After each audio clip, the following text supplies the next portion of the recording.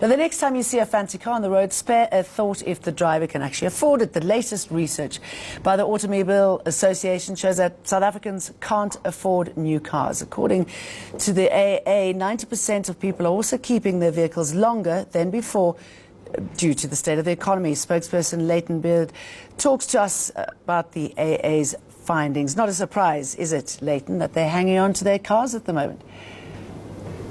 No, it's certainly not a surprise at all, Jane. And I think when you look at the economy and the way people are struggling and ditching certain luxuries from their budget month after month, it certainly doesn't come as a surprise that a lot more people are keeping their cars for longer. And not only are they keeping their cars for longer, they're keeping them for up to 10 years, and they're trying to recycle these vehicles as much as possible. So certainly a sign of the times, Jane. And is it more cost effective to keep an old car? Because I should imagine there are certain expenses that come with that as well.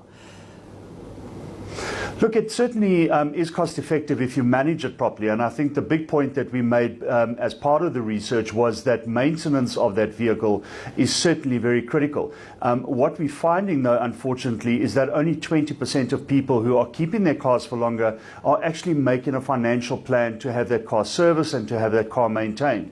The rest of the people are actually paying out of pocket. So they really don't have any kind of medical aid, if you will, for their vehicle. They're really just paying out of pocket, and they're hoping beyond hope that nothing goes wrong with their vehicle. And I mean, we both know, Jane, that things that are mechanical do have a lifespan, and things do go wrong on that vehicle, and you do need to look after them. And what people are doing is they're just hoping it doesn't happen, and when it does happen, they find themselves in very tricky situations. So it's great that people are keeping their cars for longer, but I think our message to these people is maintain that vehicle properly, put money away to have that car serviced over a period of time, and make sure that you look after it correctly. And obviously you'd have to have a good plan, not so, and some sort of cost-effective insurance as well.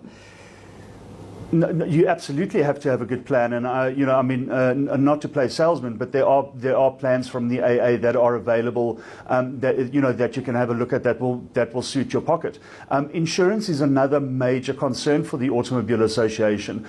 Latest figures indicate only 35% of vehicles on the road in South Africa, 35% of the 12 million plus vehicles in the country are insured, which means that you run a very high risk if you're involved in a crash, that you could be crashed into somebody who doesn't have insurance. So insurance, as well as a good maintenance plan, are part and parcel of being responsible car owners, and you have to look at these things. You can't just assume bad things are not going to happen to you. You have to plan ahead. You have to. And Leighton, the impact of not buying new cars, what is that on the car industry?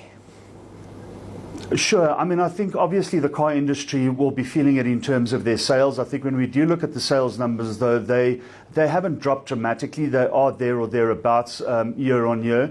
But I think over a period of time, you are certainly going to see, some impact that comes into that market. I think from our point of view, though, it's great that people do want to keep their cars for longer. I think we understand the reasoning behind it, the economic pressures that people are under. The only message from our side is if you are going to keep that car for longer, just make sure you maintain it. So in your case, Jane, just keep that Ferrari in a good condition and make sure that it lives another 5 years. Yeah, right.